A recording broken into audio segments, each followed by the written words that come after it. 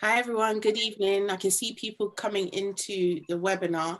So just going to give people a few minutes to join. If it looks like you're alone in the webinar, you're not. There are at least 58 other people. So it's not just you and us, don't worry. But welcome, and we'll be starting shortly.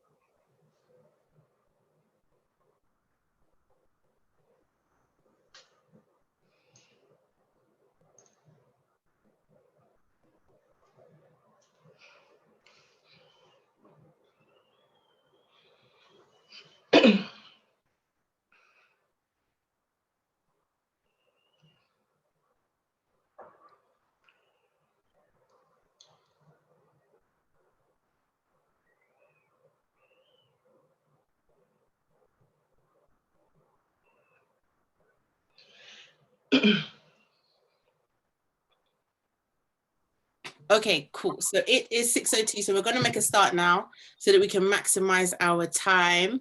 Thank you so much, everyone, for joining today's session. And to the repeat joiners, thank you so much for coming back. I can see that there's some messages coming in the chat. Yes, Oliver, everyone is automatically muted, but you can send your questions using, hopefully you can see my screen. If you press the Q&A, you can type your questions in and we will share them. But yes, you're automatically muted. We can't hear any cats and dogs, any TV in the background, don't worry at all. And Salah, yes, it is a beautiful evening. Thank you so much for joining us. Okay, everyone, so we will get started. Hopefully you can see. If you need to ask a question again, just click on Q&A and do send some messages in the chat so that everyone else can kind of see what you're thinking, and then we can get a very, very interactive. Send your questions early because time goes, people start sending questions towards the end and then we run out of time. And we've got Christine and Josh here, especially for you to answer your questions, whatever they may be. The topic today is on authenticity. So without further ado, I'll stop sharing so that you can see your lovely role models for today, and I will let them introduce themselves. So Christine, if you want to go ahead and introduce yourself. Yeah, sure. Thank you very much, Youre. Thank you for having me today. So I'm Christine. I'm currently a performance manager at LGym. So what that kind of entails, I do like a quick overview of what I do. I currently manage a team of roughly 5 individuals, and we're collectively responsible for the compliance of the Global Investment Performance Standards. Those of you, if anyone in the audience is doing CFA, you know about GIPS. My team manages that and ensures that we're compliant with those standards as a firm. Alongside that, I'm also the co-chair to our SEM committee at LGym, and I've been doing that for about 3 years now. So that involves trying to inspire individuals from disadvantaged backgrounds or SEM backgrounds to get into the industry, into our firm, mentoring programs, career fairs, insight days. We do a number of things in relation to trying to reach out to the youth and students that fall under the SEM umbrella. So that's a really, really quick summary of me and what I do. I've been at LGym as well for about 5 years now. Started off as an analyst and now I'm a manager and having fun. So yeah, thank you very much. Shall I go? Firstly, thank you, Yvonne and Circle for this opportunity. Good evening, everyone. My name is Josh. I'm currently an AVP at Barclays Investment Bank, and I work in fixed income rate sales. So just to give a background of my role, essentially, you might have seen Wolf of Wall Street type of thing. I'm not a trader per se, but my business is with the client. So we manage the client relationship, and we're the ones who kind of are the middleman between the traders and the clients to essentially execute a lot of these trades, usually with government bonds, but some derivatives as well, so interest rate swaps and things like that. Don't want to go too deep into it, but just we trade here and there, and I help on that facility. And then just a bit about me, besides kind of like work and career, I'm a part of a book club, help run a book club called My Brother's Keeper. And the ambition is essentially just to get boys from low socioeconomic backgrounds, just avid readers, and get them more interacted in literature and reading. And as well, I'm a board of trustee member for a charity called Youth Against Crime, Not Crime Against You, Yak and K. And the aim again is to combat the issue of gun and knife crime in London per se, but as a whole, to be honest, because it's a bit about me. Amazing. Thank you so much. And thank you so much for giving us your time today. So I'll get right in because I know the questions are going to come hard and fast. You know, it's looking a little bit windy at the minute. Please do send them in.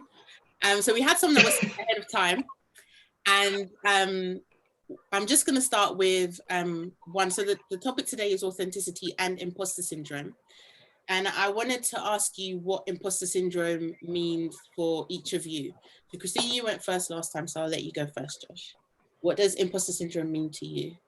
So imposter syndrome to me is the idea of feeling like not worthy of the position that you're in, or a career or role or responsibility that you're in, despite all of the achievements, accolades, and the fact that you're actually in that position in itself. The reason why I can speak on that as well, because it's not strange to me. At times I've been in that situation myself. And I think a lot of what stemmed from my kind of idea of imposter syndrome was the fact that I was around a lot of people that were obviously very successful and intelligent, and into my eyes knew a lot more than me, had been in the industry a lot more, and then just had that kind of like a bit extra wisdom or understanding that I felt like I didn't have. And then I start to do a lot of comparison, and that's where it is. It's like you look at yourself against others, and then you just start to forget essentially what kind of benefits you bring to the table and what you can kind of offer. So to me, it's I don't know. I sometimes say it's like forgetting how wavy you are essentially. Like you deserve to be in those kind of positions, and they wouldn't have put you there for a reason. I always say that as well, especially in the industry that you're in. It's very competitive. It's very tough and cutthroat. If you weren't cutting it, then they wouldn't put you in such a position, because they can easily kind of get rid of you. And that's the truth of it. So more time than not, it's a personal kind of battle that you have with yourself, and a bit of an insecurity. But we can go into ways of looking into it. Awesome. I totally agree with you, especially on it's about how wavy you are point. That's definitely something that I have to say to myself sometimes. You have to think, do you know that you've actually got a certain type of yay? You know, my yay is not the same as their yay. That type of yay, you need to really like meditate on that some weekends before you go into the office, to actually remember that you're meant to be doing what you're doing. You got through the interview stage. You didn't just walk up to the door and they thought, oh, okay, you know, this person looks like they need a job, let's let them sweep. You're in there in the boardroom, and you need to remember that. I totally agree with you. Christine, I can see that you've got your own views as well on imposter syndrome. Yeah, definitely. It's all about yay. That's for real. Honestly, I can't even stress it anymore. But for me, I completely agree with everything that you said, Joshua, because that's exactly how I feel about it as well. For me, my own experience of it was going into, I'd even say even my current role. I've always been someone that have been working towards getting to the next step, and getting there and then forgetting what it is that you're doing or how far you've come. So I remember when I got to the position I'm in now in terms of managing the team, and I actually like signed my contract, and like it was like my first week of being a manager. I'm like, I'm really a manager in this place. They gave me the job of looking after people. Really? Oh gosh, they're gonna find out soon. But it's one of those things where it's like you said, you've worked for it and you've got to that position because you've worked really, really hard. They've seen the effort you've put in, the potential that you have, and the drive that you have in order to be, for example, a leader or a specialist or an analyst in a position of looking after something. For me, that was one of those things where I realized you're actually good. You're actually really, really good at what you do. And you've gotten to this point based off of what you've done. No one else has taken you there. You've achieved it yourself. And that's something for me that it kind of plays hand in hand with confidence as well. Feeling that you need to have the confidence in yourself and believe in your ability. And sometimes it takes a little while to do that. But having that feeling, I think it's almost like it shakes you up at the beginning. But then once you remind yourself of what you bring to the table and who you are, and the fact that you're in this position because you worked for it, you deserve it, that's when you start to realize, you know what, okay, then this I'm meant to be here. You know, I deserve this position that I'm in. So that's like one example of where I've experienced that. And then now it's like, it's second nature now. So, yeah. So just out of interest, how long have you been in the industry? You're trying to show my age. Is that what it is? Okay. I think I've probably been in the industry probably like 9 years, I think. Okay. Yeah. I started off working at CMC Markets in liquidity risk, and I was there for a couple of years. And to be honest with you, that role taught me so much about myself and how much I can take from a variety of people. Went over to State Street and started working in performance, and then eventually came over here into LGIM in investment performance, and been working my way from here so far. So yeah. Listen, Josh. Yeah, and myself, I would say 7 years, but my actual role and position that I've had for 4 years, I'm just including essentially the whole process with regards to like spring internships, summer internships, the whole, again, like grad program in itself to where I am now. So in total, I'd say about 7 years, but in my actual role, what I do here right now, coming to 4. Okay, awesome. I think it's important to include those spring weeks and things like that. And hopefully people who are on this line, feel free to let us know in the chat if that's the kind of things you're looking at, have had those experiences, because honestly, when you go into the office space, it's so different. There are some questions coming in, but actually I'm going to piggyback off that and just ask about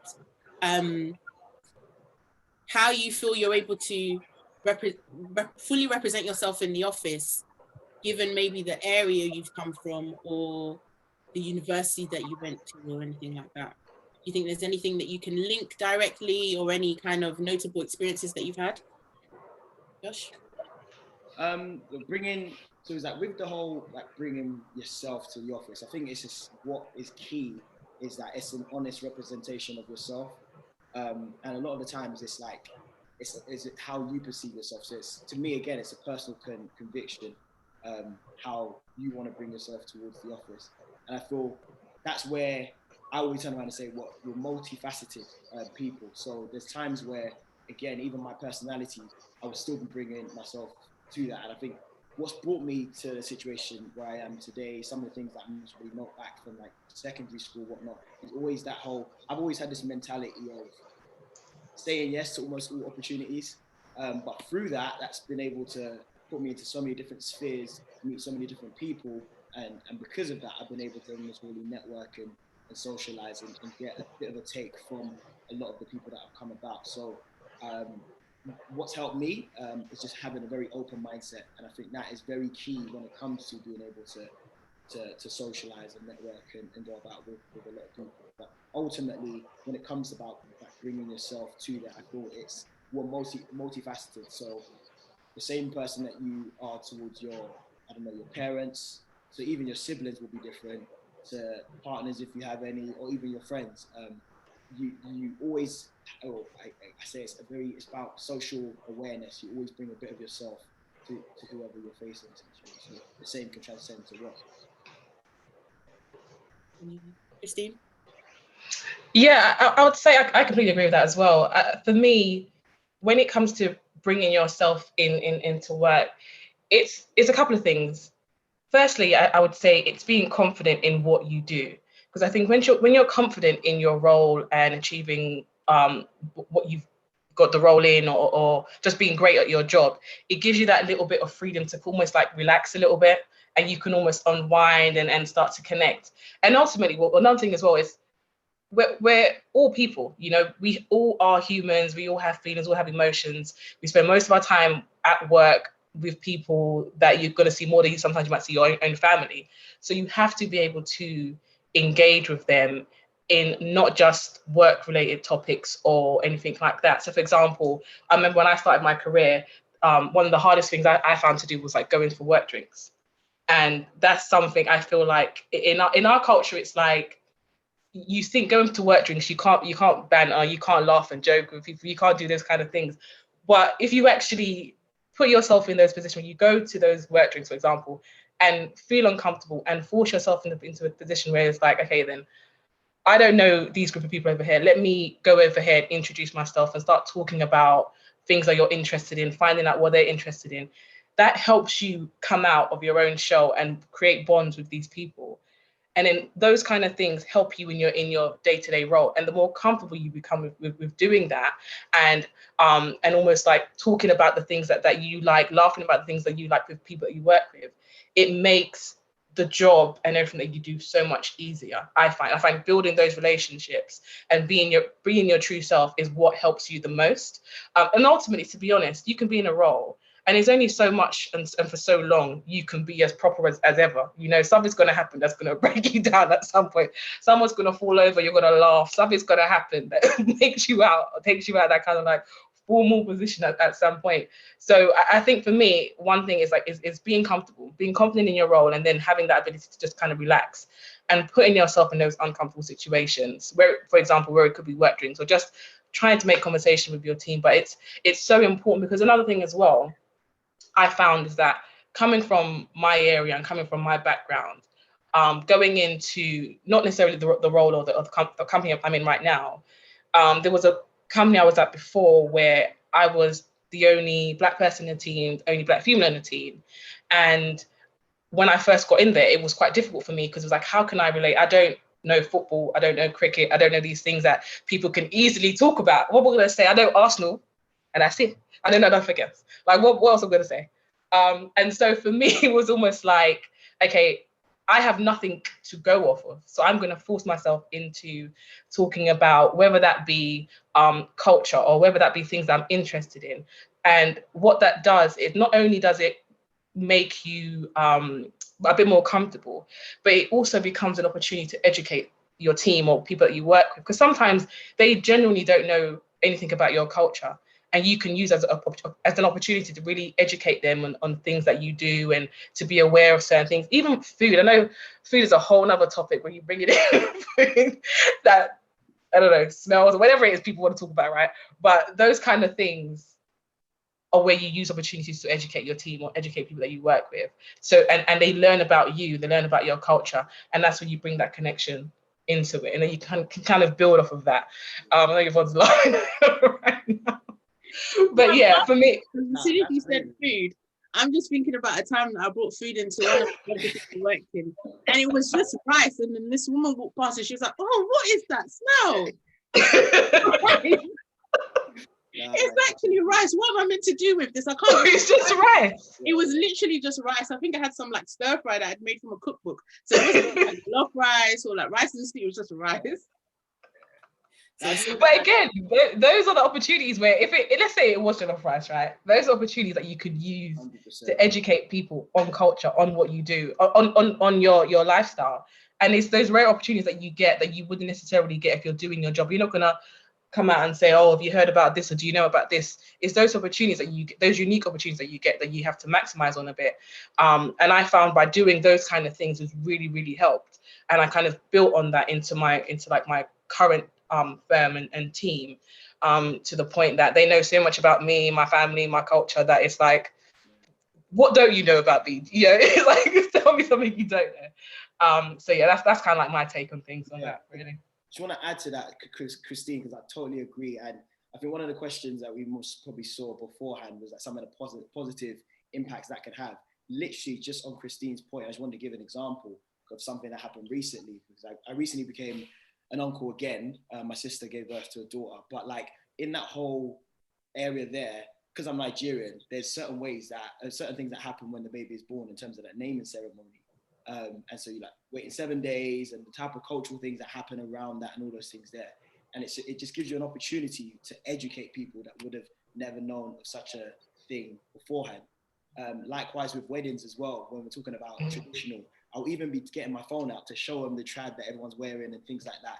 You get to a level where you're then comfortable and you can, again, express who it is that you are because you're bringing that to and they're fascinated by everything. Telling them that the men that are prostrating, dog by left, for everyone that's in the place, prostrating essentially. It's just one of the things that the men do. And it's just, good to know. And that's one of the positives that you kind of get from being able to share and open up. Yeah, I agree. And I think that's one of the things that probably, you guys can correct me if you think I'm wrong, that will help somebody to bring their full self to work. Because what happens is you come in on Monday and someone says, "What did you do with your weekend?" And whatever you've said doesn't usually sound as colorful as maybe other people. So for me personally, I'd say, "Oh, on Saturday, I went to see my friends, and on Sunday I was at church all day." All day? all day. That's it.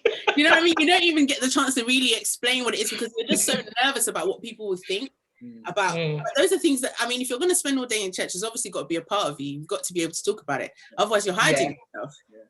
So I want to just bounce off what you said, Christine, before. And if you could give us some tips, Josh, on, so Rajiv has sent a question saying that they feel like, so they've got quite a bit of imposter syndrome. They've just started a new role as a data analyst at Lloyd's of London. And they feel like the token colored person in that room. Token colored, sorry, I don't really say colored. So what's the best advice that you can give to someone who feels that way in the office? So yeah, okay.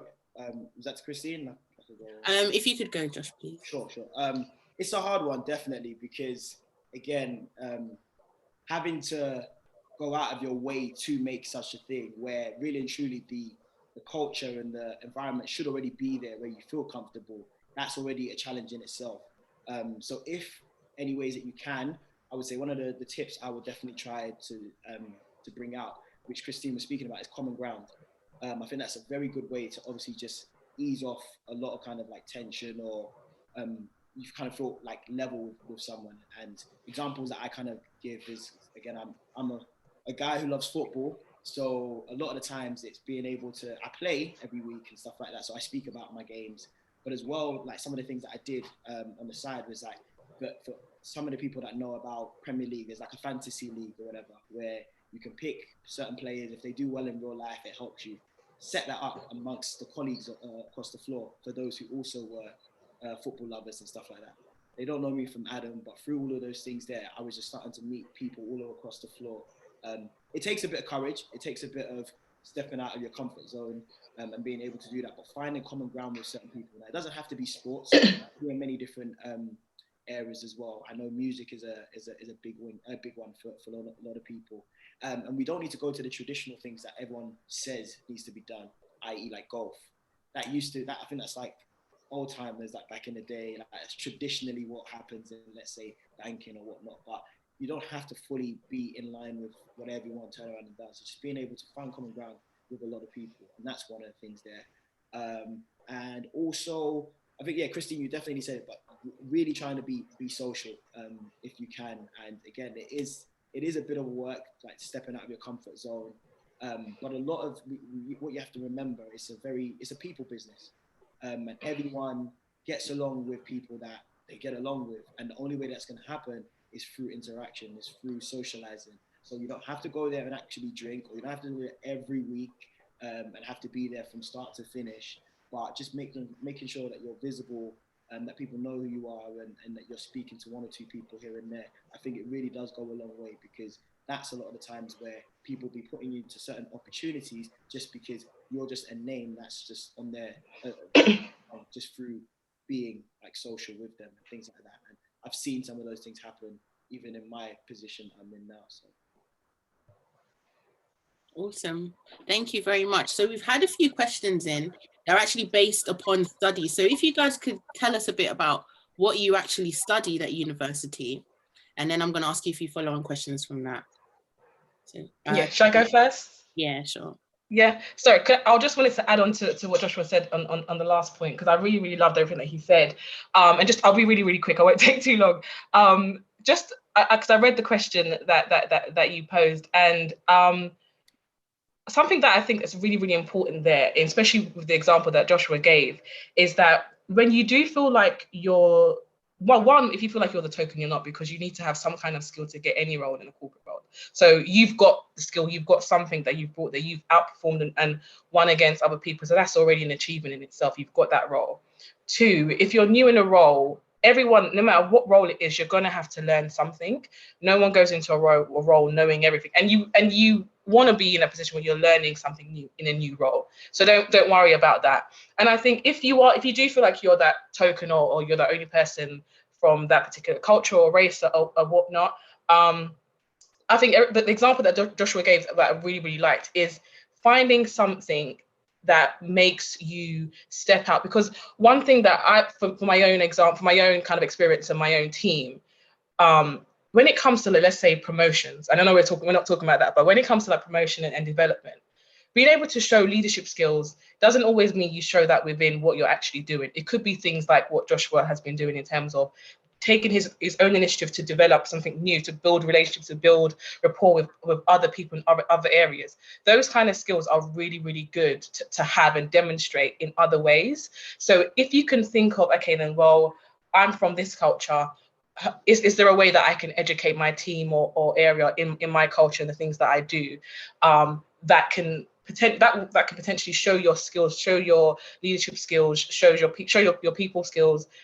Take the opportunity. Like sometimes it's going to be difficult, it's going to be uncomfortable, but the things that are uncomfortable are the things that's going to build you up the most. So I would say don't feel bad about it. I would look at it as more of a positive.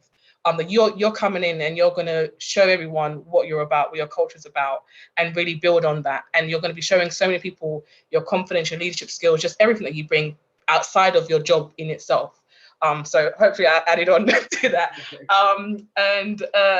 Sorry, Vaughn, I forgot the question that you asked me. Sorry. I'll go and then you come after me. Okay, cool. So I studied Morse at the University of Warwick. Now, not Morse code. It actually stands for Maths, Operational Research, Statistics, and Economics. It sounds harder than it actually is.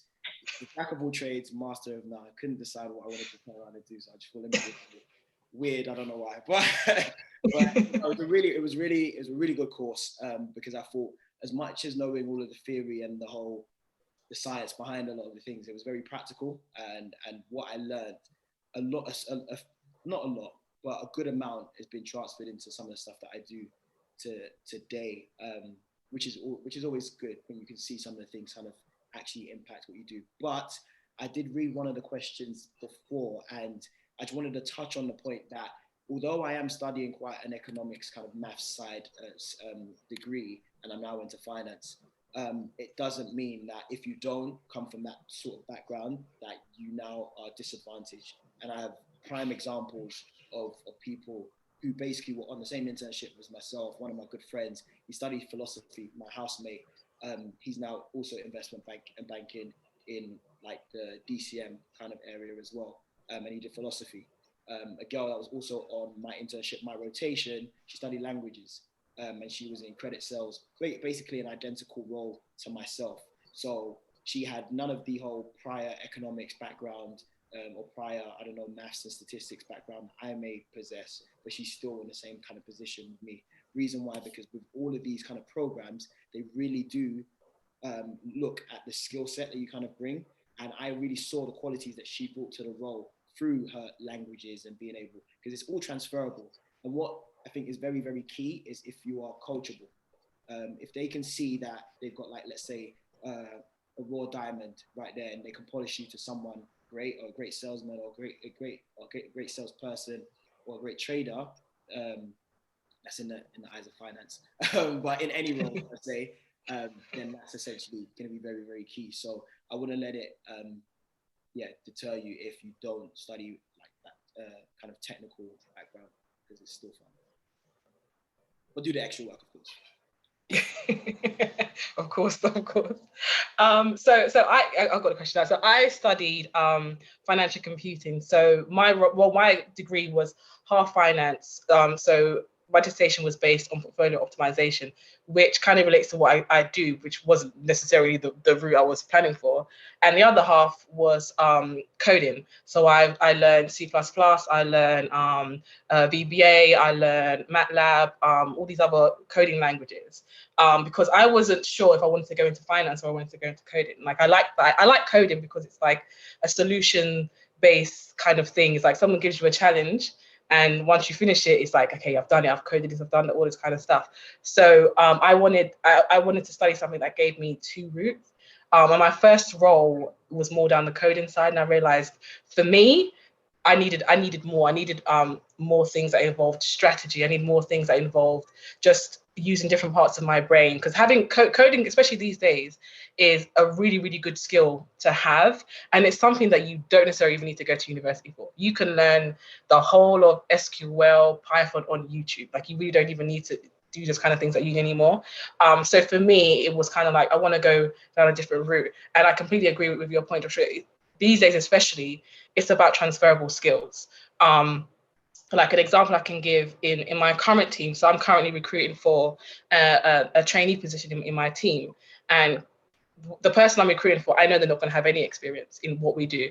And I know that all they're going to have is potentially their degree. But what I look out for and what I speak to like the recruiters about is I look out for someone who has transferable skills. I look out for someone who has things that they're doing there. It could be a hobby, it could be something on the side that they do that can really kind of like translate into what we do. If someone's like leading a football club or a football team or something, a Sunday football club or whatever it is, or something that can really show me that they're skilled and they're able to to deliver, they're able to plan, to organize, they can code, whatever it is, just showing those kind of skills, not necessarily in your degree, but in other areas is really important. And to be honest with you, as the further up you get in your career, degrees become sometimes irrelevant, and sometimes it's a tick box. It doesn't really always translate, depending on the role. Obviously, if you're a doctor, you can't necessarily just wing that, can you? But if it's anything else, like you can actually transfer those skills, right? So yeah, for me, it's all about, I would say, if you're interested in something or you're not sure, build up those skills outside of your degree. YouTube, Google, these days, there's so much that you can learn online. And it's all about transferable skills, especially going into the industry.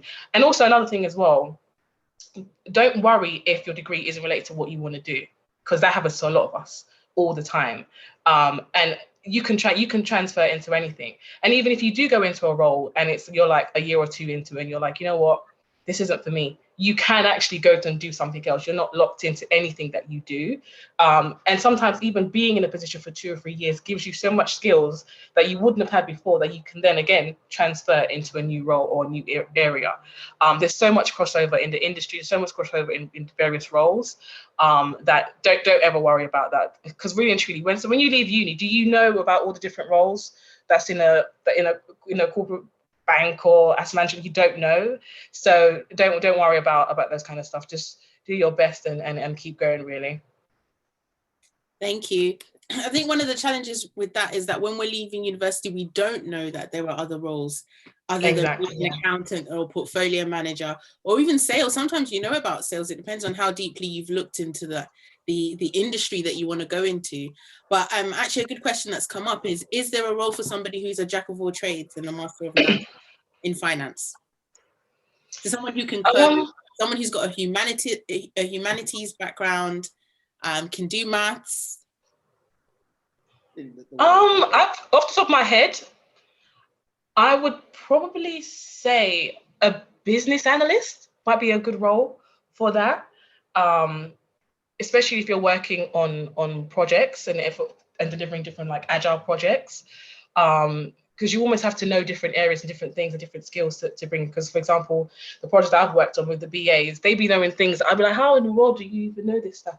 But they know it, because they've worked in different areas, they've gained different skills. That's one role I can think of. I could jump onto that as well. I do feel that if you're in such a position, I think you're quite privileged in a sense that you're quite malleable and can go into many different areas and stuff like that. So explore, again, this is a very like personal kind of thing, but explore maybe what it is that you want to actually delve deeper into, or what aspects of your skill set you enjoy the most would you actually display, because there's always going to be a role that would be very much suited. And I think, again, the fact that you're probably very well-rounded is always a plus, because that means that you're going to be quite sought after. So it's less of what role and more of what role do you want, I would say, because there's always something that's going to be there for you. So I would definitely delve deep into essentially what it is that you enjoy most, or what other criteria that you look in terms of like job roles and stuff like that. You can go for that. Awesome. And that sounds good. And I think one of the really key statements you made is that you're well-rounded. So that, I think it's a better term to use, jack of all trades and the master of none. Or just not the master of none bit. I think every job opportunity that I've gone for, my background, especially when I switched over from consulting to asset management, the biggest selling point about my background is that consulting is about dealing with people, whereas asset management is just about dealing with money. So the fact that I could bring that across was a big selling point. Whereas I went in there, you know, with all the imposter syndrome and all the nervousness of, oh my gosh, I'm not like them, or I don't have the same background as them. They're going to think that I'm worthless. But actually what I was doing was adding to the team rather than being, you know, a dud or something like that. So yeah, keep that in mind. So go on. Also, go on. Yeah, so I was just saying they should keep that in mind when, you know, when looking at your own experience and what it is that you do, that you bring something to the table. Yeah. And just to add to that as well, just very quick, it's just that, again, that diversity of thought and skill set that you bring to a certain team as well. Like, for instance, there are many, I'm just speaking from personal experience, there are many like salespeople that are very much like the same, they have the same style of how they move.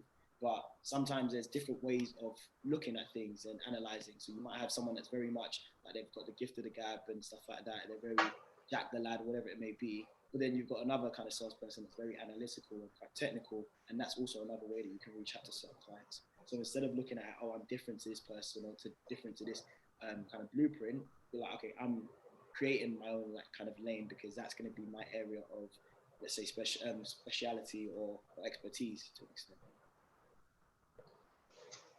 Awesome, thank you. So I wanted to just pivot slightly, just to go into a bit more of the authentic self and your own experiences. So have you ever had an experience where you have felt like you don't belong where you are? And do you want to share with us an example, or you can be quite general about it? Christine. Yeah, I can go first. I've definitely had that experience, and I had it the most in one particular role, and it was the firm I worked at last. And with that, my experience there, I was almost a mute while I was there. I didn't really speak to that many people. I came in, did my job, went home, and I did that for like about, I'd say, 1.5 to 2 years, something close to 2 years. And the whole time I was there, I hated it. I didn't like going to work. I didn't feel like I was getting the most out of the role. I didn't feel like I was getting the most out of the firm or just learning in general. And I'm someone, I always like to learn in any role that I'm in. I like to always be building my knowledge and building my skills. And I wasn't getting that, partly because of the firm, but partly because I was I wasn't that confident at the time in my own abilities and in my own, just being there, really. It was that kind of like imposter syndrome. So for me, what I needed to do, or what I knew I had to do, was leave that position. Like there was no two ways about it. I had to branch in to something new, or just leave and start afresh, taking away everything that I learned. Can you guys still hear me? Because I can't. Everyone's frozen a little bit. Oh, sorry. I can hear you. Okay, good. Can you? Okay, I'm not. In the chat, if you can't hear Christine, please do let us know. Okay, cool. Because I feel like you guys are frozen. But anyway, I'll continue. And so for me, the thing that I learned the most from there, and what I did was, when I was leaving, I made a note of all the things that I wanted to do differently going into my new role. I wanted to speak up more. I wanted to be more visible to my team. I wanted to share my ideas more. If I didn't know something, I didn't want to feel afraid to speak out. And I think one thing, and this is something that I do all the time now going forward, because I've had that experience, is, I think the best way to describe it is being comfortable feeling uncomfortable with doing certain things. So for me, that involved, okay, then if I felt like something needed to change, or we need to improve a certain process, not being afraid to speak up about it and making my opinions heard. And I think going through that experience where I was just, no one even knew who I really was, because I just didn't speak and I was so nervous about everything, it made me go with the complete opposite in my next role. And I was like, everyone's gonna know who I am in some kind of way. I'm gonna work, I'm gonna achieve, I'm gonna make myself be known. I'm gonna, even if I feel uncomfortable, I'm gonna keep going, because I've been through that period of time where I've almost let that kind of like imposter syndrome take over me, that I'm not gonna let it happen again. And I would say that's one time where for me, it was like, it was a bad time, but it was probably one of the most important times of my life where I learned what I don't want to have in terms of a career, and what I don't want to have in terms of how I have my day-to-day in work. And that's something I would say from experiencing that, it's just helped me so much in my career right now that I can't let myself get there. I try not to let myself get to the point where I don't feel confident in what I'm doing, or I feel like I'm not worthy or something. I just always have to kind of like correct myself and say, no, well, you got here for a reason, and continue on going. So yeah, hopefully you guys can still see me. I'm still frozen on my side. Sure, I'll add to that as well. I wouldn't say I've had many kind of issues or problems per se. I've been fortunate to be blessed with a good team that I'm really cool with.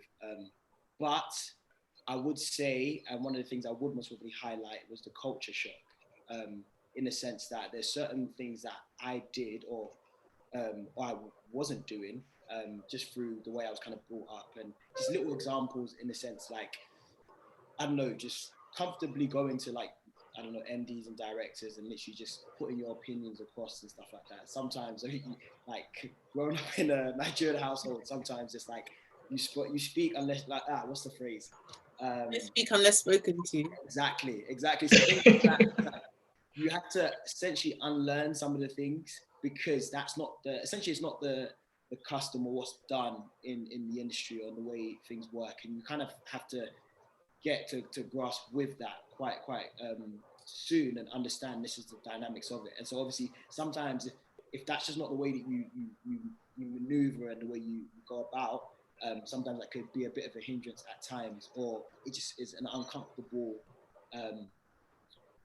method or thing that you turn around and do. But as Christine said, you need to be able to be comfortable with doing the uncomfortable things. So that's just one part, and this one isn't as like that serious, just a little kind of touch, but like also again, as we were saying, is that sometimes with certain things and certain interests that you may have, you always want to have that one person that just kind of gets it, like that's just around. And an example, this is, I don't know, I'm weird like this, but Stormzy and Wiley at one stage we were having a massive clash, and it was going off on like YouTube and stuff like that. Obviously I like UK rap, I like rhyme and all those things there. So all of my friends and all that stuff, we're talking about it, and it's a topic of discussion. And I think maybe one guy in my like team or on the floor understood what I was even speaking about, or even was like, "Oh, Josh, did you see this?" And it was good to kind of get that, but even to that extent, I needed to educate him within that. And it's not an issue.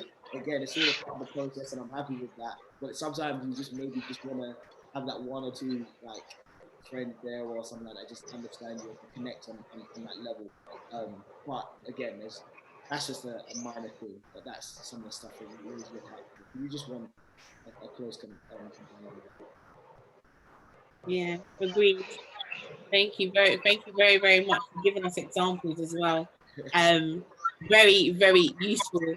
I'm just going to go back slightly because we've had a few questions about coding, and if there are any particular languages that are good for finance, and in particular, if it's investments, accounting, sales, so on, you know, is there a particular coding language that's best suited for each of those? Yeah, sure. I can go first. So from my experience and like my own team, I would say there's a few languages. So for example, VBA is great if you're dealing with Excel and working within Excel and you want to automate or improve processes.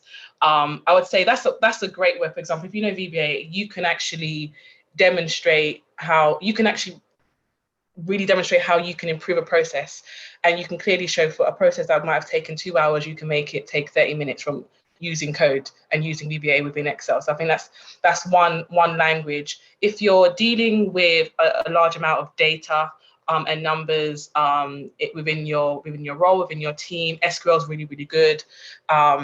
Because it involves like pulling out information from databases and just extracting data. It's really, really useful in that example. And SQL and VBA work really, really well together. So if you know VBA, you can learn SQL quite easily, and vice versa.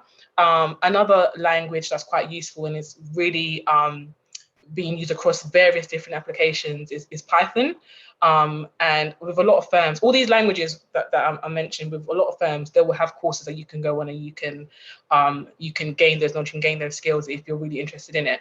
But Python is a really, really good one as well, that kind of uses other applications that you can't necessarily reach through VBA or SQL. And that's a really, really good one. My team, right now, I've got half my team know all these coding languages, and it's such a useful skill. We've been able to improve our processes, been able to deliver so much more from having people on the team that have this skill. Because you can have someone with all the knowledge in the world, but if you've got someone with those languages as well, you're going to go so far with having both of those. Like I can't even explain how valuable that is, even if you just know languages these days, because in any role you can learn on the job, you know. So if you can pick up a language, it's a great skill to have, just to have it there in your back pocket. You can pull it out and you can go literally anywhere in any finance role, really. Well, not any, but a lot of finance roles and other industries as well. So for me, the main ones are VBA, SQL, and Python. I know C++ isn't used too much, but then at the same time, I guess if you're going into a different area, there's like Java, those kind of ones. But for like my area, finance, those three, VBA, SQL, and Python, are really useful. I'm not much of a coder, so I'm leaving it to the expert Christine on that one. So the only one I know of is, oh, you're on mute. But yeah, the only one I know of is obviously, as you said, VBA, which I've seen and been used in office. Okay. Awesome. You're not alone. I don't know anything about coding as well. And I'm actually a portfolio manager. So we get by. A great question has come through, which is, would any of you say you've played identity politics to navigate spaces? For example, to not play into stereotypes, or have you not been faced with that in your roles? Who do you want to go first? I want Josh to go. That all he had to tell us about. Very good question. Yeah, he's got an example there. I'm just thinking. You might have to come back to me, because I'm trying to think, like, if an example. Okay. I can go. I definitely have 100%. I definitely have 100%. And for me, I would say it's almost a skill that I've developed as well over the years, where it's being able to read the room and know who's there, know who's in the room, and know what it is that they need. Like I said, like we've been saying quite a lot throughout this, we're all humans, we're all people, right? And being able to read people and know how they are is a massive skill to have. So for example, I've gone into meetings before knowing that I need to get something out of a team. And I know the person who I'm dealing with needs, I'm going to be as straight as ever, but they need their ego stroked. I'll do that in order to achieve what I want to achieve.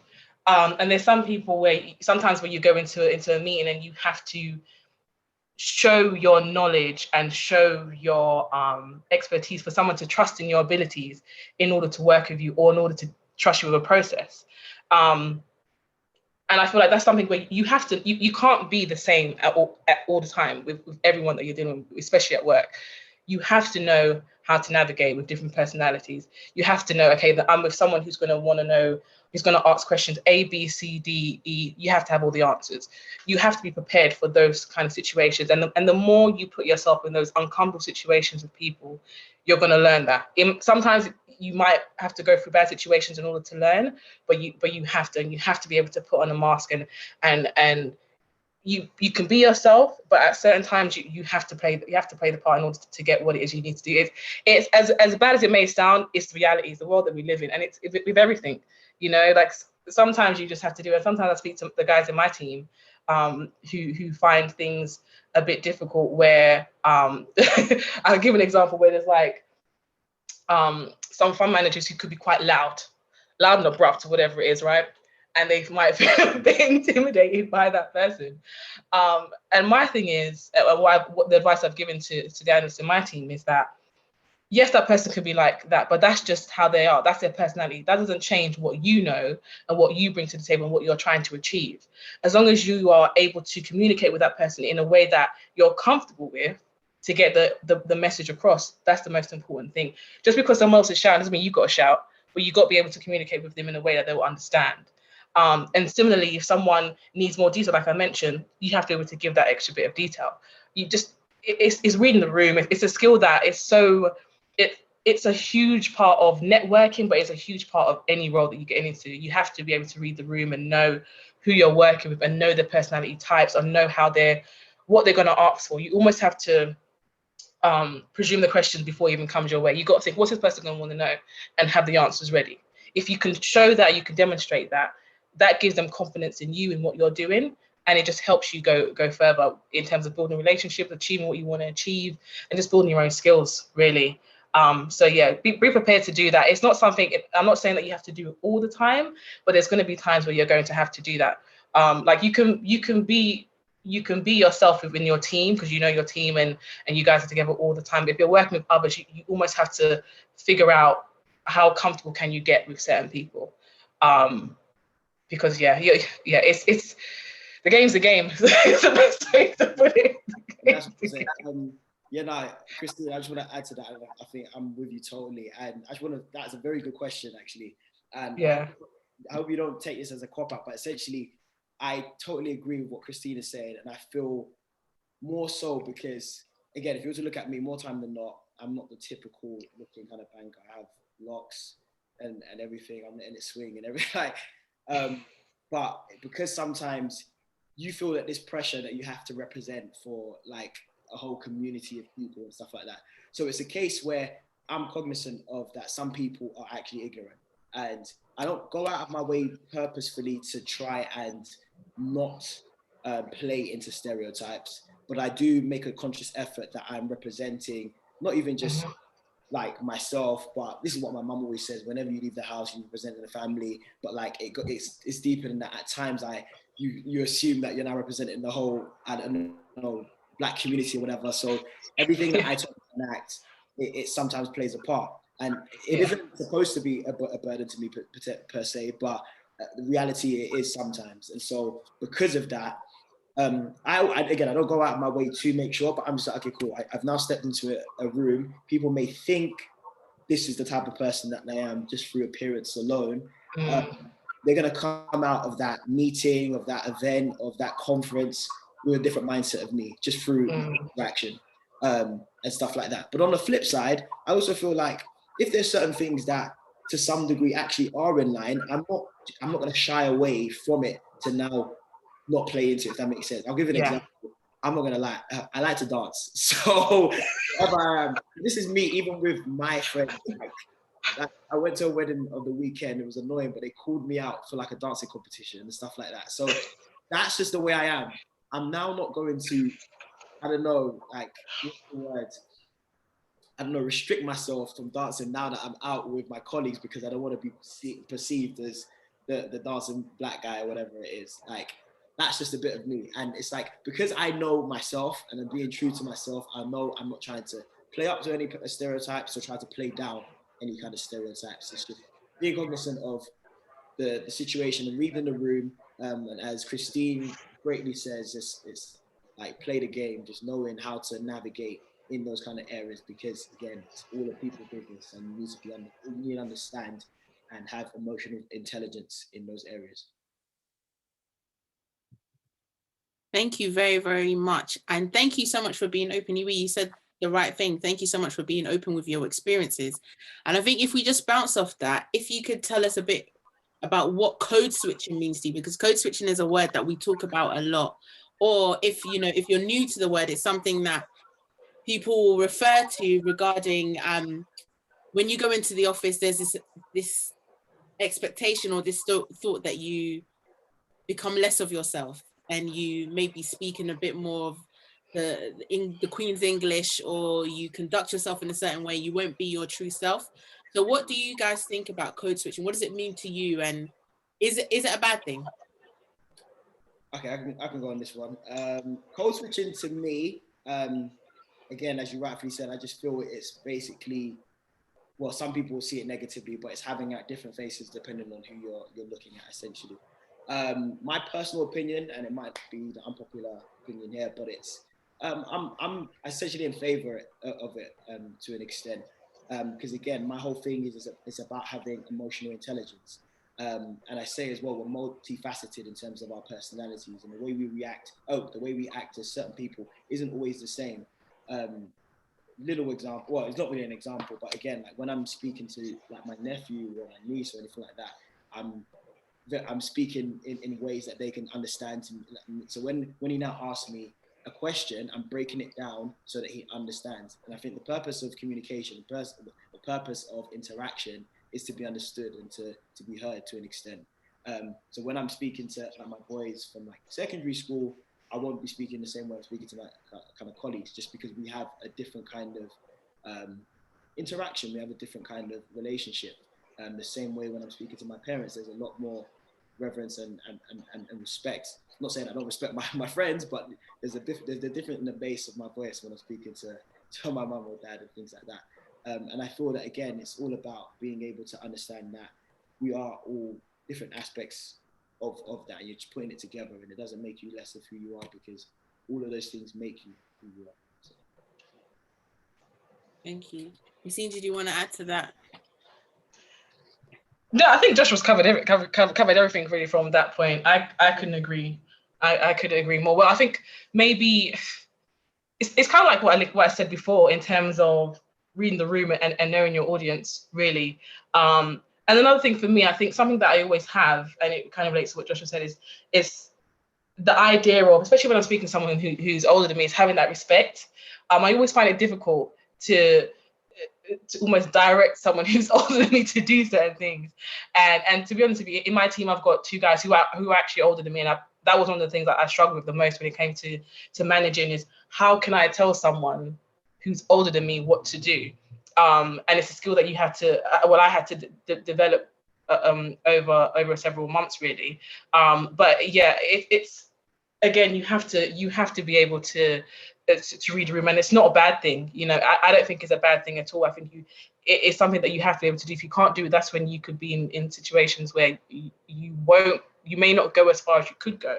Like, you have to be able to navigate. That's a skill in itself. That's people skills, if you really think about it. That's being able to relate to the different people and work in different environments. Which is a really, really important skill to have. So yeah, that's my addition of that. I think it's important to have, and I think it shouldn't be looked at as a negative, because this is what. And the thing is, everyone does it. Don't assume that because someone maybe from like a different culture, different race to you, that they're not doing that same thing as well. Everyone does it to a certain degree.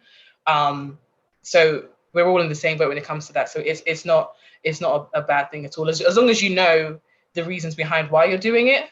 That's the main thing. If you're doing it to achieve, or that's one example that I would say it's needed. But if you're doing it just to try and fit in and you're trying to hide away yourself, that's when it becomes a bit like, okay, then like we need to change something here. We need to work on our confidence. We need to work on educating our team. We need to work on something to make it a bit more beneficial. If you're doing that, like it shouldn't be looked at a way to hide away yourself. It should just be looked at a way to navigate different situations.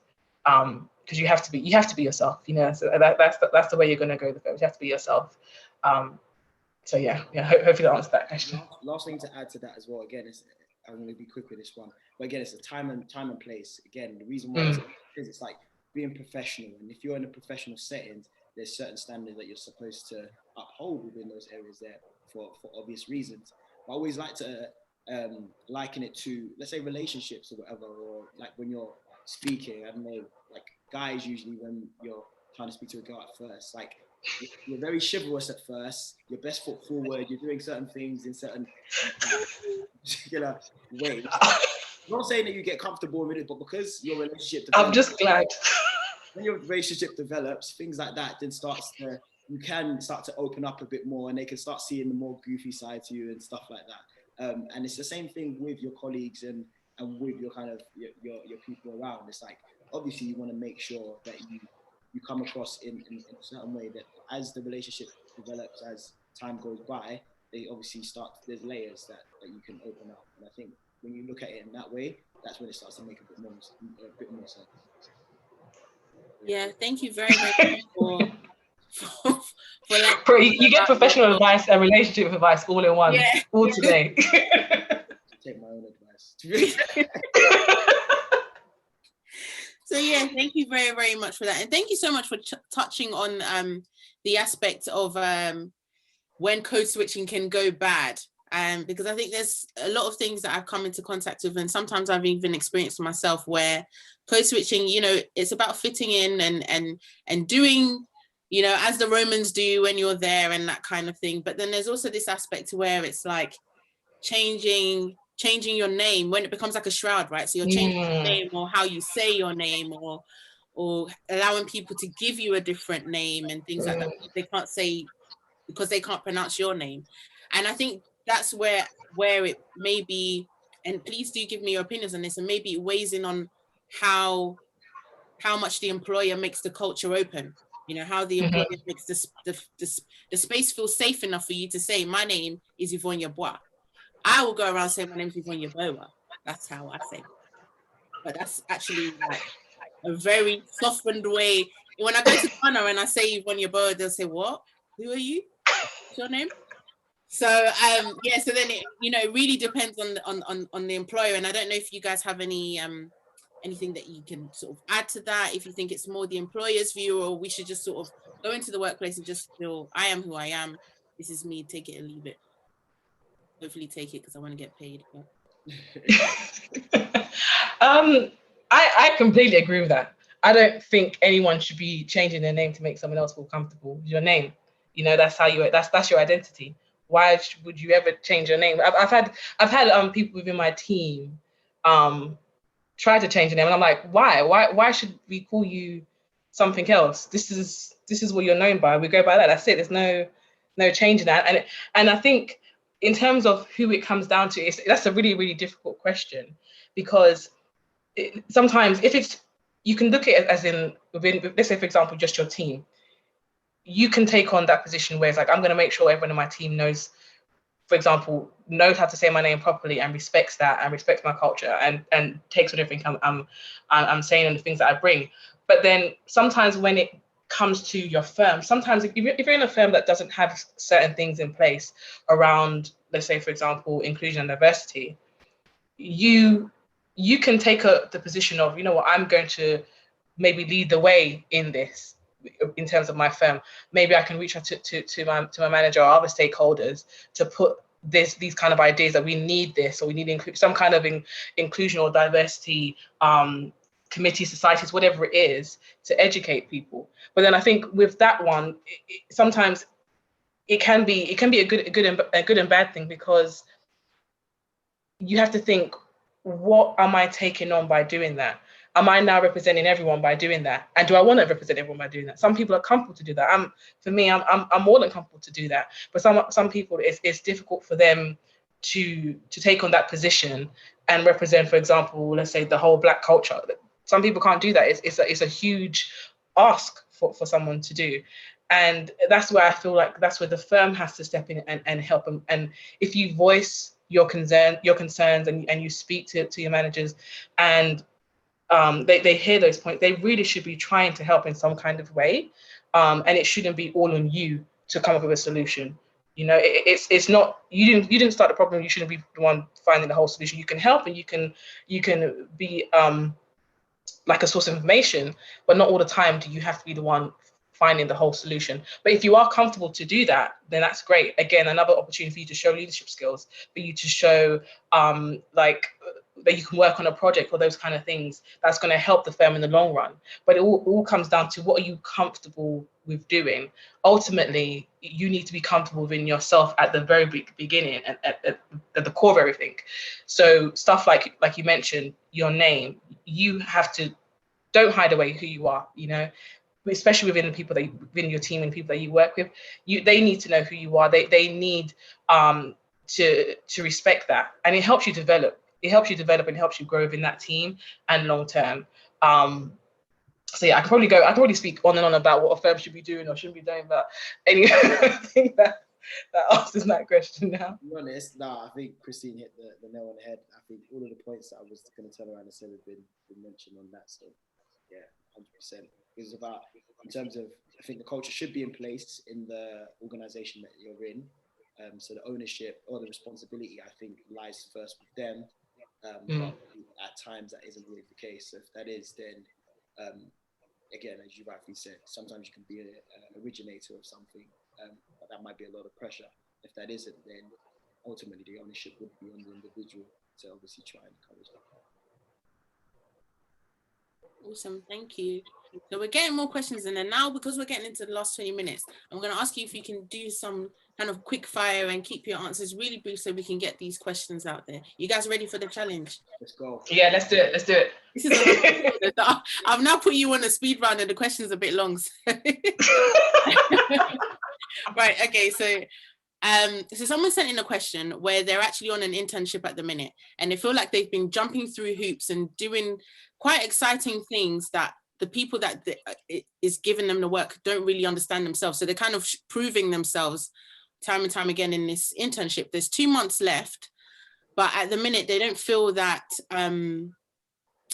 that their efforts are being acknowledged. They don't feel like they belong in the company, and they feel like they're actually bringing the company down. So what would you advise them to do in this last 2 months? And maybe if I flip it, maybe if I can add in there, what ways can this person seek feedback so that they can feel that that their efforts are being noticed in what they're doing? Quick one.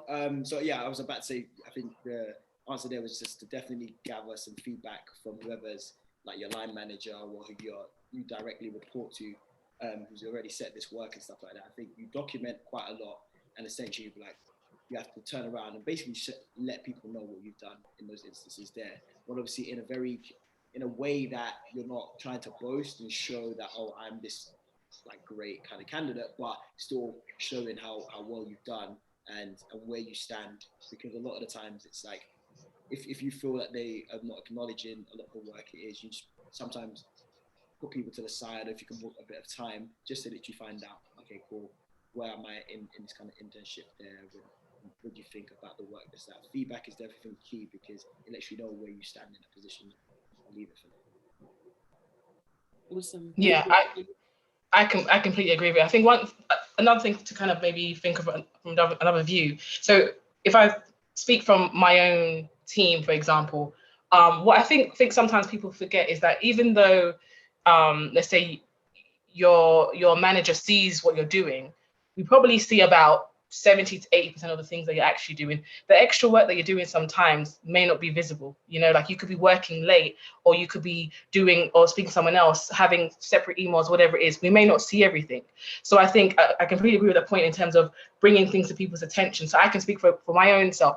When I wanted to become a senior analyst, I remember I had a meeting with my manager to say, I'm just letting you know this is what I'm doing. These are the things that I have. These are the skills that I have. These things I've been working on, because if I want to get to this position next, I feel like I've done great here and here. I feel like these are the areas of which I need to work on.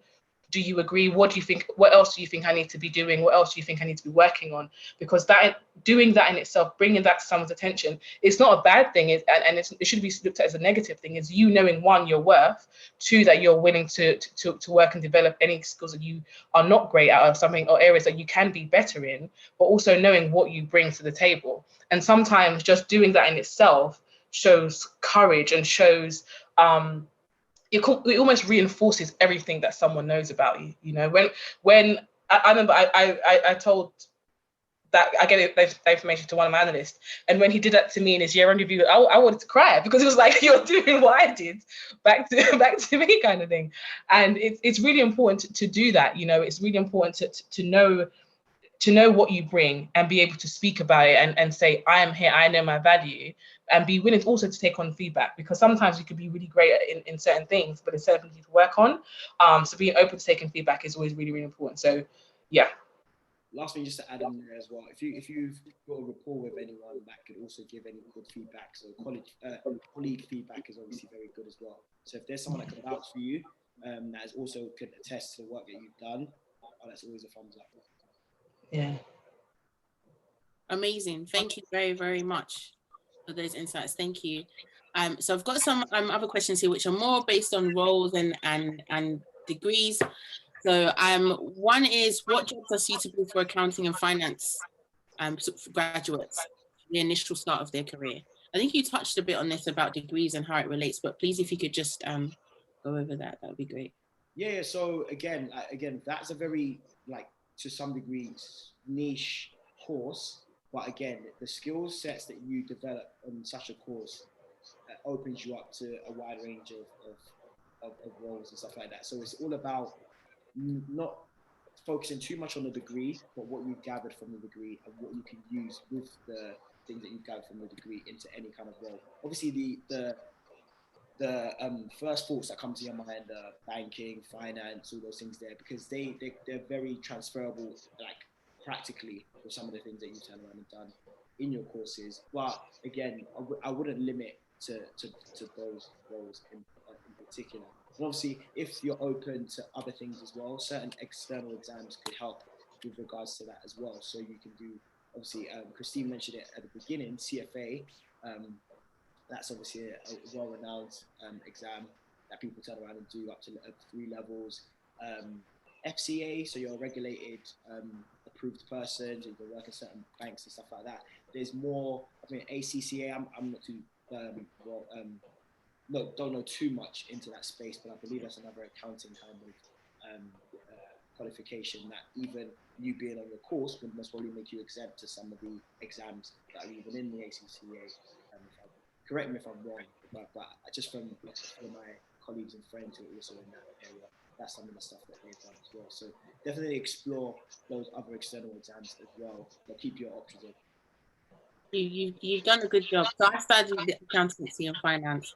So it was a bit of a cop out. I'll let you answer this. But you answered it perfectly. That's exactly it. So accounting and finance, although it seems quite niche, when you're starting out at when you're leaving university, you can pretty much go into anything. As long as you can prove that you can have those transferable skills, as Christine and Joshua said.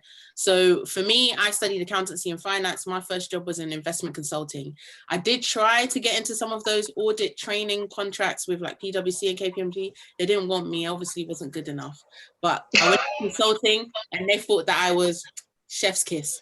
So I went there and I sort of went along a more of an investment route. And then that's where my career's kind of found its light in investments rather than just in accounting. So you're not knuckled down to audit if that's not what you're interested in, or accountancy and finance specifically. Yeah. If you've got the skills. And with CFA, I've studied CFA, and if you guys have any advice for somebody who wants to embark on CFA, that would be great. But I studied it, and I'd say get them out as early as you can, because the more serious you get at work, the less time you have for studying. And studying while you're at university, so studying plus play, or mostly play with a little bit of study, is very different to mostly work with a little bit of study. It's not gonna run the way you want it to. So I'd say get them out early and just be committed. So CFA, you need at least 6 or 7 months of commitment, and that means people asking you to go out, you're saying no. It means lockdown is over, everybody's organized brunches, they're going to barbecues, they're going to the park. You are at home studying. I've been there. That is, there we go. Thank you. You've just started. So I'm feeling the pressures at the moment. So yeah, that is it. But it's worth it. It's worth it at the end. You know, once it's done, it's worth it, and it's going to help you. Going to take you so far. And that's, I would say, that's any kind of qualification that you could do. One thing that, like, one of my colleagues said to me years and years ago that always stuck with me is, whilst you have minimal responsibilities in life, do all the courses, do everything, you know, do everything. Everything's going to help you. Something's going to transfer here, there, and everywhere.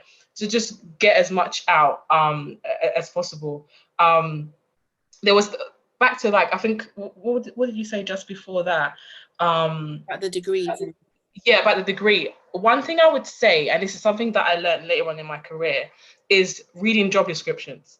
I think a lot of people get hung up on job titles rather than actually reading through a job description and understanding what the job itself does.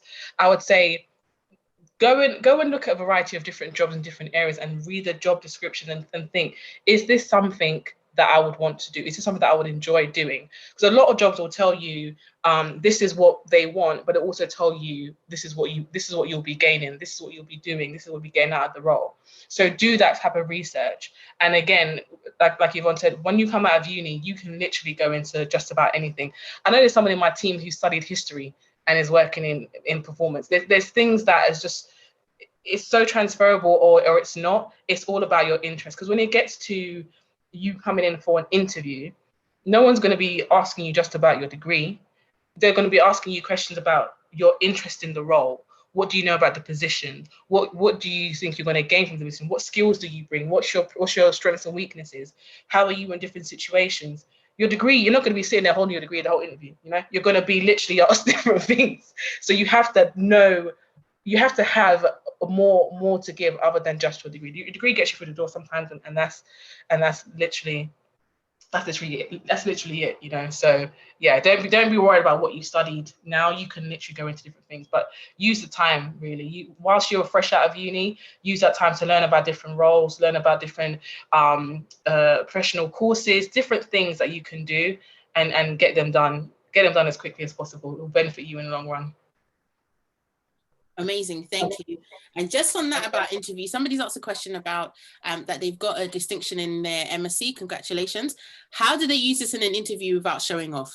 And I guess that goes with other things as well. So some people can say CFA, I passed every single one on the first time and I'm the best and amazing. But how do you show these things in an interview? That's a hard one, because really and truly, that's something that they should see and they'll highlight.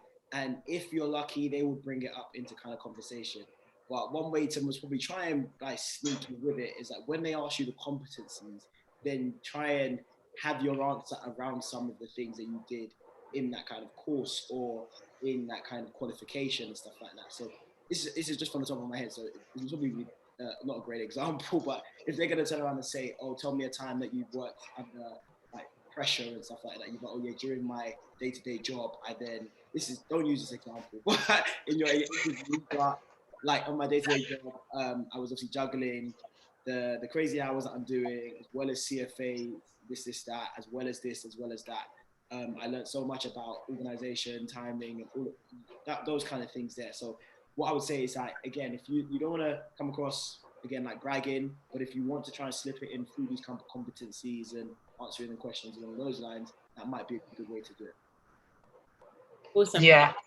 I completely agree with you. For me, and the thing is, when I hear people saying stuff about saying bragging and stuff like that, an interview is a time you should be talking about all the great things you're doing. What other point are you going to get to talk about how great you are and give examples of how great you are and give examples of how you've overcome challenges and adversity? And I think, Joshua, you said that you gave a really, really good example, because that's one of the questions that I ask in interviews is about challenges and pressures and where you've worked within the team and things didn't go too well. And I always hear people give, especially if it's like a junior role, people will give examples of when they've worked on a joint project at university and there was one person not pulling their weight and we reorganized this and we decided to do those kind of things. Really shows your organizational skills, your people skills. You want to be able to demonstrate your skills in how you got to what you achieved. You know, like saying you got a first class degree or a 2-1 whilst having to do all these extra things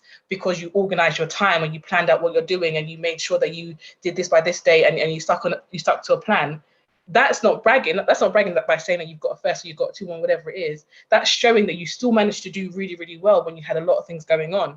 So that's an opportunity when you are interviewing to talk about those things that you've achieved and how you achieved it, the problems that you had and how you overcame them, your strengths, your weaknesses, and even for weaknesses, make your weakness something that can easily be turned around. You know, like that. People sometimes feel like they can't give weaknesses.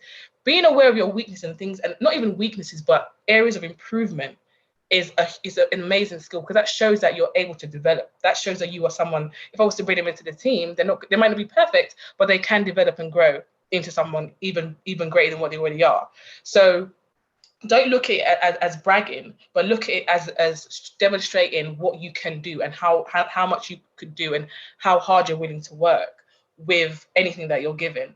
Because it's not easy. For example, it's not easy getting a degree for some people. It's not easy working, having a part-time job, going to uni. All those things are not easy things to do and to still achieve. So don't look at it as a bad thing, as talking about what you've done. Make it into great examples for like you said, competency-based questions, and talking about your strengths and weaknesses, and just showing what you have. You know, that's what you bring to the table. I bring resilience, I bring dedication, I bring commitment, I bring organization skills, and I'm going to show you this by these examples. Yes, I've got my degree, but I went through all these different situations when achieving my degree, or trying to work with other people. I went through these situations, and you're just showing all of those skills by talking about what you've done. And it's always great, you know, learn that STAR method, you know, that situation, task, action, and result. The result, you got a first, you result, you've got a great role or something like that. Just really don't be worried about it. It's not bragging if you're actually showing what you achieved and how you did it. I know I've spoken a bit too much, but I'll stop now. So yeah. Thank you for the nuggets. Thank you for the nuggets. So you want to say no more nuggets. So I've got a question that I'm going to direct to Josh only. It's not just because of now, Christina, I promise. It's because you mentioned about when you were talking about your experience, you mentioned that you had quite a few sort of experiences before you got into your current role. So somebody's asked for internships, how do you find a role that suits you? They're a bit confused as there's so many roles, and I can relate, because I think when I was leaving uni, there were so many things you could have done, and how can you really know what these things do? So how did you combat that? It's a good question, and it's not an easy question to answer, because again, as you rightfully said, there's so many roles, there's so many things to pick from. How do you then kind of narrow it down to literally one role and stuff like that? That's why I say, and there was another question about some of the things that you would do differently if you could. But obviously information is key, and getting into the game or understanding. Christine spoke about it as well, like knowing the job descriptions beforehand and kind of getting well versed in that. So what I mean by that is obviously spring weeks, as much as they can, like they give you an insight to certain roles and stuff like that. And I think what people definitely need to do is, when they're going into that, really take spring weeks for what it is, an insight. So you go there and you want to learn about all of the different roles, and whilst you're there, you communicate and you reach out and you stay in contact with some of the people from various different roles and various different areas as well. Because what that would then do is give you a chance to what do they call it again? Hot desk, work shadow. That's the one. You can work shadow people, and you find out what they turn around and you ask them questions and see if it's a fit for you. So that's one thing. Obviously, when you get into the insight, even within like some of the more crunch time, like the summer internships where it's a bit more intense and a bit more included, when you're just in like one role, I still think there's opportunities and there's ways to still go about finding out different roles. I've seen it many times where people are in internships, they've gone for this role and actually got a grad offer for a different role entirely. And the reason why is because, again, one, they did the work in terms of went around and spoke to different people and displayed their skill set. But then what the key thing there was their skill set and what it is that they enjoyed and the fit. Because as much as it's you decide this role, it's also about what role and desk has kind of chosen you. It has to be like a match. And that's kind of what happened with me and my desk right now. Just give a little example. I was in asset class credit at first. Great rotation, loved it. My line manager there, he's still one of my closest kind of like mentors to this day. But it just wasn't the greatest fit with regards to personalities in terms of product and all those things there. On my second rotation, although I still did like well on my first one.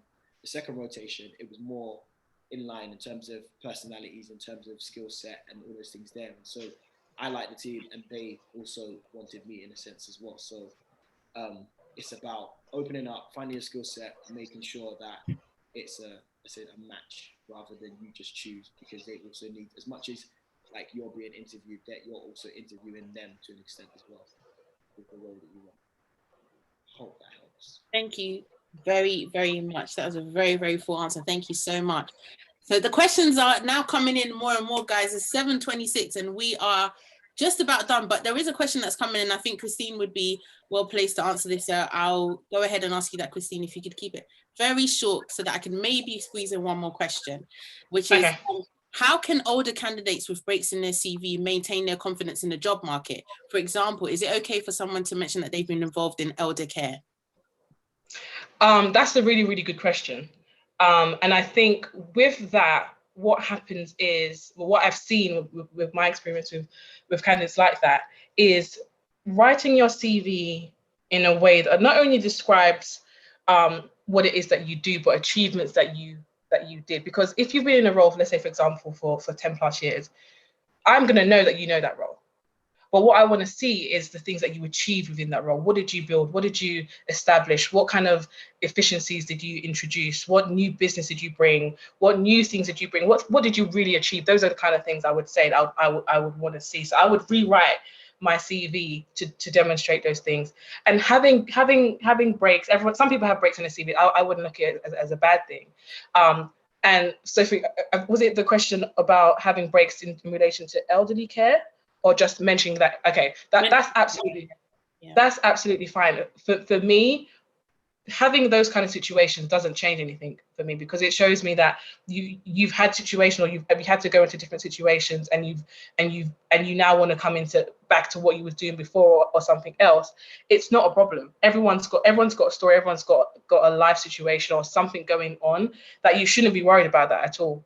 Because for me, experience and knowledge are something that, depending on what your team needs, there will be a position for that. Sometimes you're recruiting for someone who's junior because you need a junior position. Sometimes you're recruiting for someone who has coding skills because you need that. Sometimes you need someone who's got a ton of experience more than anything else. There's always those positions out there. So don't be worried about that. Just make sure that when you're writing your CV, if you've got a lot of experience, is that you talk about the things that you've achieved and the real big ticket items that you have, because those are the things that are going to stand out the most, and those things are going to make you that's going to show your value more than anything else. I know you can do the job if you've been doing it for 10 years, but it's what else did you achieve whilst doing that job? Did you become a specialist? Did you work on projects in relation to implementation a new system, or what did you do that's different, or even what is transferable from what you did into the role that you're applying for? Having transferable skills, I can't stress that enough, how important that is. So don't worry about it. There's always roles in there, and just sometimes even having that variety in your CV makes you stand out. For me, for example, I know I've got, for one of my positions, I need to go and look at 80 CVs. I'm going to look for the ones to stand out the most, so having those things that make you stand out is going to help you as well. So don't feel like your CV has to be a copy and paste of someone else's. Yours being unique sometimes is that will get you in. I've seen, for example, someone in other teams get an interview because they've said that they're involved in party planning in their team. Like those kind of things can get you through the door. Just have variety in your CV, so don't be worried about those kind of things. Thank you very, very much. I feel bad to close off on you just like that. So just before we go, I'm going to give you a chance to answer one more question. But I'll just say, in between that, thank you so much, everyone, for joining and sticking with us throughout this time, answering your questions, because I learned so much from these sessions, as much as hopefully you guys do. If you want to join any more of the mentoring sessions, these are the first Monday of the month, and we have 4 more. So please do go on the Skills Workshop website and sign up for them. We have different mentors each time, and they're all role models, people who are doing really, really well in their field and have agreed to share their experiences with us and be as open as they can be, so that we can learn from that. And on that, I'm just going to say, if you could be as open as you can be and tell me one piece of advice you would give your younger self starting in the industry, that would be fantastic. One piece of advice each, if you could. For me, is the biggest advice would be, get to know all the different roles that are in the industry. That's something that I wish I knew years and years and years ago. If you can know about all different roles and what they do, it will help you so much in terms of what you want to get into. Knowing about all the various qualifications as well is so essential. Those 2 things, knowing the roles and qualifications, because even for me, I didn't even know too much about qualification until maybe like 2 years out of uni. So knowing those things will help you so much. And I wish I knew that. I wish my uni even told me about various roles, because you only know about a handful, really. For me, those would be the top things I would say. Thank you, Joshua. For me, that's a hard one. And sometimes it might not be down to ourselves. It's about information, but it's about being able to get in terms of experience and knowing certain things as early as possible. I feel that propels people a lot. Reason why I say that is, again, like, I'm talking from again, investment banking kind of field, and I know that it's very much a smoother process if the sooner you get into the industry, if that makes sense. Now, the downside to that is that in case you actually may not want to go into that area, and if you're still a bit weary, but essentially, if you were to now get involved in like spring weeks and stuff like that, from there they would fast track you to a summer. From there, you're fast tracked to, well, you then obviously have the opportunity for a grad program. And we know that at each stage of the process, it's a lot harder for you to get those opportunities. I.e., for you to get summer internships, it's harder when you just apply, because some people have already been able to see some of the colleagues and actually like network with the potential workers. And the same thing with grad programs, most of the headcount has already been taken from the summer internship. So just to get into the door from that position is a lot harder. Doesn't mean that it's the end of the world. It just makes life a lot easier in terms of like getting your foot into the door. That's one of the things that I would definitely advise. And if anything, pass on that knowledge to others as well, so that you are not just, so you're, what's the phrase, when you're passing down the ladder, so others can essentially get their foot into the door as well. Because if we know this information now, there are some people who would have been in our situation that didn't know this information, that through us and through our network can actually get an upper hand or a little quick step in through what we tell them. So yeah. Amazing. Thank you so much for the session. Yeah, thank you for giving us your time. You gave us so many nuggets. And, I'll give you back your evening. Thank you very much. Thank you for having us. Thank you. You see all your accolades are coming into the chat. Oh, please let people know if they can follow you on LinkedIn or, you know. Yes. Please do. Reach out. Follow away. I'm happy to answer any like follow-up questions and stuff like that as well. So please do. Thank you. Yes, same. Please reach out. You can reach out to me as well. My LinkedIn is there. I know. I'm not just on today's show. I'm available as well.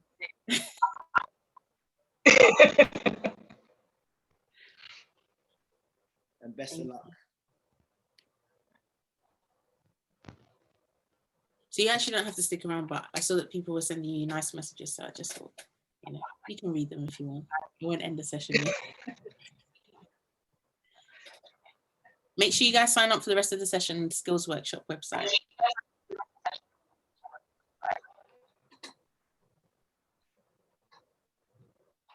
Okay, I'll end it now. Thanks, everyone. Have a great evening. Bye. Thank you. Bye.